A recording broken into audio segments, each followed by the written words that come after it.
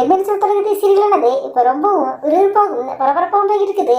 இப்போ சீரியலில் சக்தி தனுஷ்கோடிக்கு போயிட்டு தேவியை பற்றி எல்லா விஷயங்களும் தெரிஞ்சுக்க போறாரு. இந்த விஷயம் ஆதிகுணேசன் பிடிக்கலங்க. இதனால சக்தியை கொலை பண்ணுறதுக்கு ஆதிகுணேசன் பிளான் பண்ணுறாரு. இந்த விஷயத்த தன்னுடைய தம்பிகளான ஞானத்திட்டையும் கதிர்ட்டையும் சொல்கிறாரு. நம்ம விட்டு கடைக்குட்டி சிங்கம் அது அது வேலையை காட்ட ஆரம்பிச்சிருச்சு, அதுக்கு முடிவு காலம் நெருங்கிருச்சு அப்படின்ட்டு கதிர்கிட்டையும் ஞானத்திட்டையும் சொல்கிறாரு.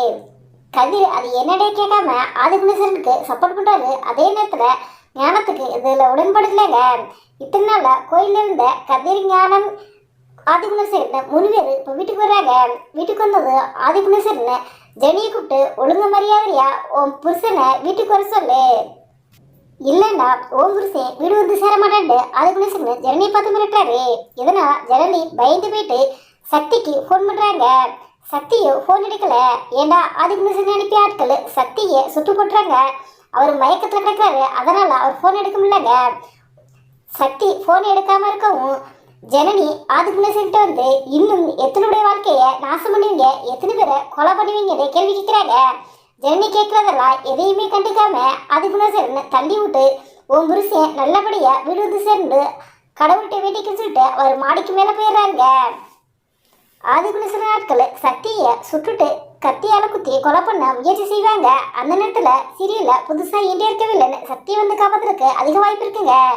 ஏண்டா சீரியலில் என்ட்ரி இருக்க வில்லன் ஆதிகுணேசன் குடும்பத்தில் நடக்கிற எல்லா விஷயங்களையும் தெரிஞ்சுக்கிட்டு தான் இருக்காரு.